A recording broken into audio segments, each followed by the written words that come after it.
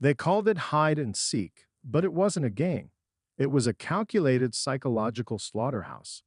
In episode 3 of Squid Game Season 3, the remaining players were herded into what looked like a twisted children's playground. Dark corridors, crawl spaces, and dollhouses stacked like a maze. A voice came over the intercom, deceptively cheerful. Welcome to hide and seek. Hiders, run. The seeker is coming. Players had 2 minutes to hide. Then the lights cut out. Total darkness. Not even a flicker of guidance, just the sound of frantic feet and shallow breathing. Then came the click, the unmistakable loading of a firearm.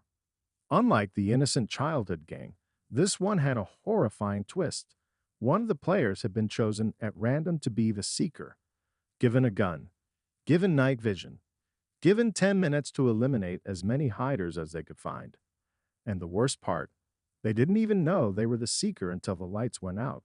A cold grip reached into the chest of the chosen one, delivering a weapon and a whisper, "Survive." What followed was psychological horror at its peak. This wasn't just a survival game. It was a test of morality. Some begged, some tried to reason, but the seeker couldn't trust anyone, not when their own life was on the line. One misstep, one show of mercy, and the masked guards would intervene, executing the seeker instead. For the hiders, silence was everything. Some crammed themselves into air vents, curled under stairs, or squeezed behind false walls. But no one was truly hidden. The seeker had infrared vision. Every breath was a beacon. Every heartbeat, a target. The episode was drenched in tension. There were no loud background scores, just pure ambient dread. When the first gunshot rang out, it echoed like a scream. One player, trying to whisper a prayer, was found and shot without hesitation. Another tried to ambush the seeker, using a shard of glass, but failed. Blood splattered across a childlike mural of smiling stick figures. The juxtaposition was unbearable. But then, halfway through the game, came the twist. One of the players, number 243, stumbled upon a hidden room. Inside, monitors, audio feeds, and a second gun.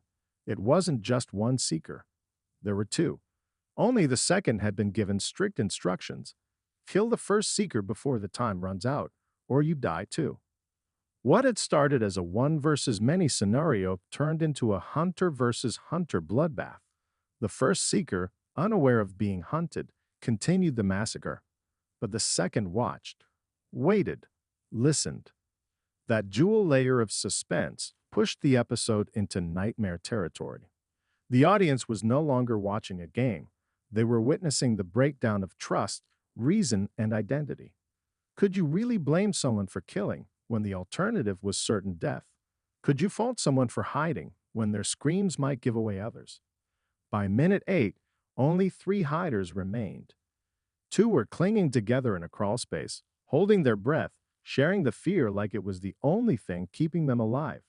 The third, number 278, a former soldier who had figured out the game's layout and rigged a trap using the door mechanisms. He didn't want to hide. He wanted to fight back. The seeker passed through a narrow corridor and was caught in a beer trap-like mechanism, not fatal, but enough to pin him. Bloodied, disarmed, and screaming, he cried for help. And that's when the second seeker made their move. A single shot. Quick. Efficient. Lights returned. The loudspeaker crackled. Game over. Only 5 players emerged. The rest were carted out in body bags. And the worst part, the second seeker wasn't rewarded. They weren't praised. They were dragged back to the dorms, covered in blood, trembling with guilt. In Squid Game, winning never means peace. It just means you live long enough to play again.